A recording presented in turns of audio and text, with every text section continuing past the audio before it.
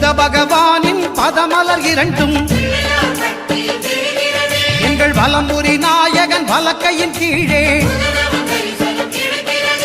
ஞான தேவியின் கணவன் புதனாம் ஞானம் நமக்கு கை கூடும் எங்கள் கற்பகத்தானின் வலக்கை காண வாக்கு வன்மையும் கை சேரும்